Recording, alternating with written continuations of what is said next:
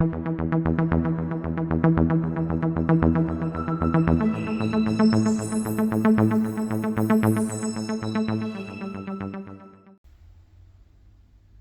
everyone, it's Matt here again, and just a quick video today looking at a very recent purchase, one that actually was delivered yesterday, but I wanted to wait until today just so I had a chance to listen to it properly.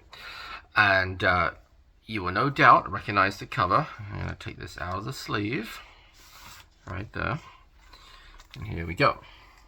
Hotel California by the Eagles. Now, maybe nothing special about this. I'm sure a lot of people out there have got a copy, but this is a pressing that's well regarded, and it's the RTI HQ180 pressing. This was mastered by Kevin Gray back, I think 2009, so a little while ago, about 15 years ago now. And it's a very well regarded pressing, and it seems to go for sort of in the $80 to $100 range usually on eBay. But I picked this up for about half of that, and when I saw it buy it now for that price, I thought, okay, I'll take the plunge. So I did already have a copy, or do already have a copy of Hotel California. This is, it's not an original pressing. It would have been from a little bit later because it's the RCA music service pressing, although it does sound really good. So I'll give it that. And at a glance, you wouldn't be able to tell that, that there was any difference, other than the fact that the well, obviously the matrices are different, like in the dead wax and everything, but the original, of course, was a gatefold. This is not a gatefold, but I've always been happy with it, and I think that is what I paid for it. I think I did pay $7 for it from a record store several years ago, and yeah, it's always been a nice listen. Hadn't thought too much of it. Hadn't really thought about getting a first pressing. I understand those do sound really good, but it also seems to be a general consensus that there's really not a bad pressing of Hotel California, that they all at least sound decent.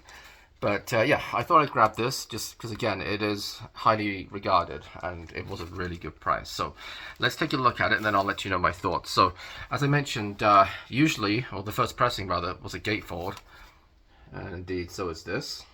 Very nice. And the packaging is pretty much true to the original for the most part. It does come with a poster right here. Actually, is that the poster? Yeah, there's the poster. There we go. It wasn't folding out for a second. There we go. It does come with the fold out poster. You can see Glenn Frey right there in the middle. And let me fold that up again. And then the vinyl itself, it doesn't come with much else. Well, of course, there's an inner sleeve. Nothing too exciting there, really. I think this matches the original. Let me double check this. Let me double check my my earlier pressing to see if there's a match. I think it is. Yeah, it's a match.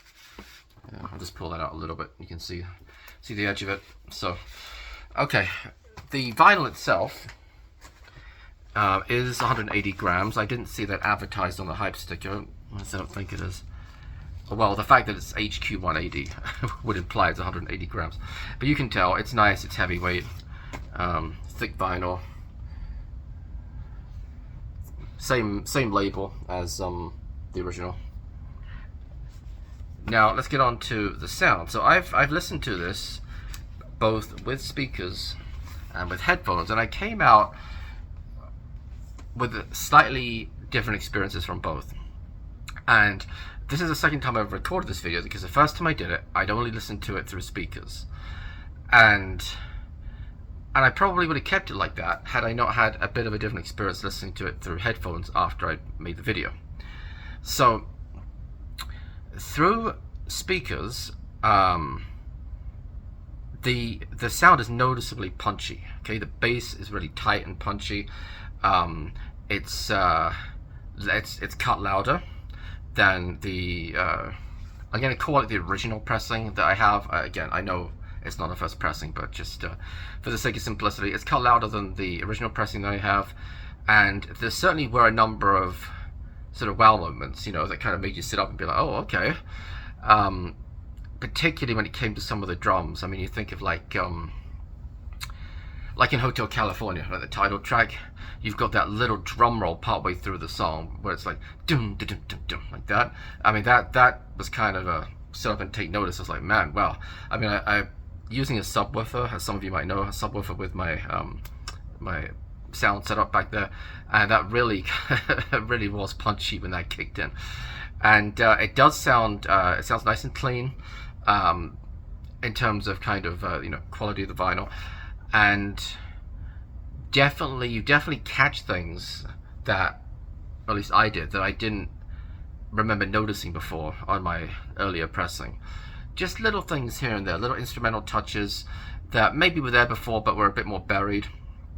Now, what I said in the first video that I recorded, and I was still going to put this out there, is that there's a little bit of inner groove distortion, which is particularly noticeable on Wasted Time, the last track on side 1, which is sort of interesting because it's not a particularly punchy track, so you would think maybe there wouldn't be so much distortion.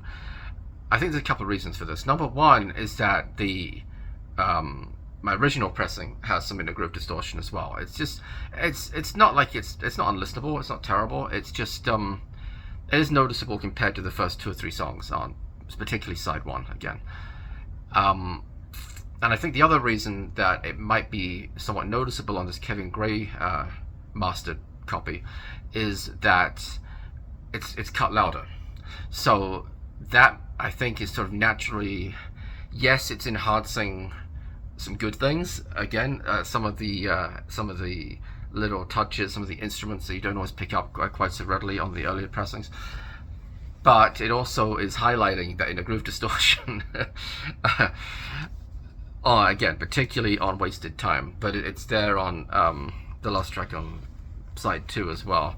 So that said, I then listened to it again with headphones, and it was quite a different listening experience.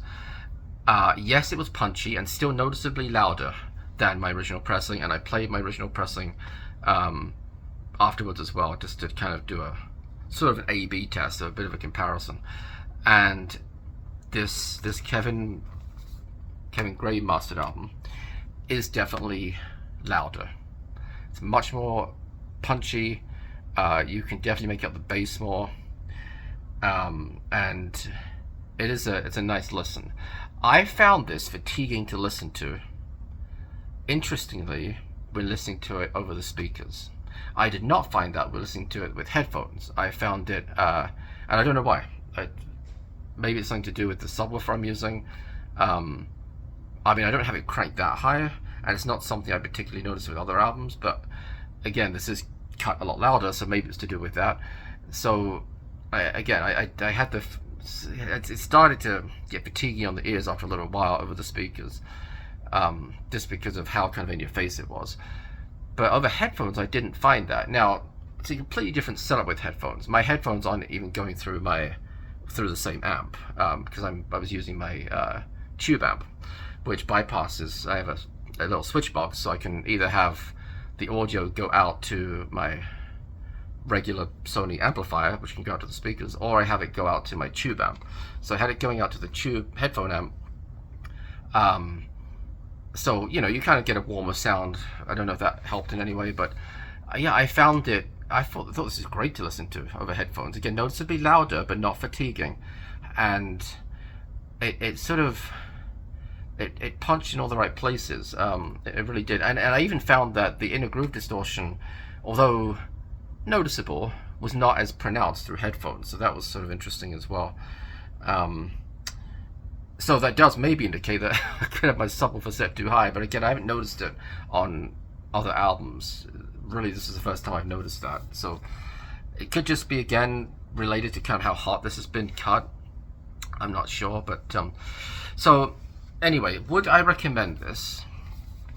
The answer is yes, if you can get it for a reasonable price. I wouldn't pay $100 for it, but if you can get it for closer to half that, and you want a really nice sounding copy, then yes, because this, you could probably get a first pressing for cheaper, definitely cheaper than what this tends to go for on eBay. That said, could you get a Mobile Fidelity for cheaper than this? No, I haven't listened to the Mobile Fidelity version. I I assume it's pretty decent. I think it has decent reviews, but just sort of, you know, trying to compare another pressing that's fairly well regarded. Well, I think in terms of bang for your buck, this is pretty good. And again, I mentioned the inner groove distortion, but that's something I've noticed on the original pressing. It's by no means unique to this album either.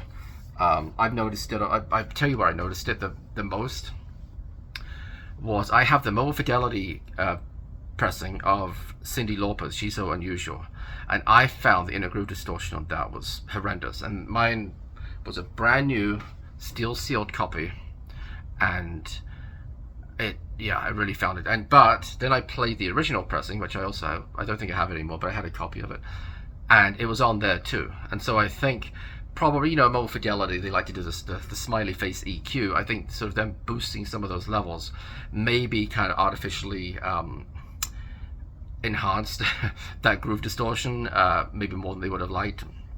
And sort of the same thing here, I think. But I did not notice it as much again when listening to it on headphones. It was not as pronounced, and I found it a very enjoyable listen. Really, I mean, it really sounded nice. Again, you hear a lot of things you wouldn't ordinarily hear, at least for me, in the original pressing, and get it for a good price. And I think it's worth it. It's kind of worth dipping your toe in the water, so to speak. So, all right. Thanks as always for watching, everybody. I always appreciate everybody who comments and who subscribes. And until next time, thanks again. Bye bye.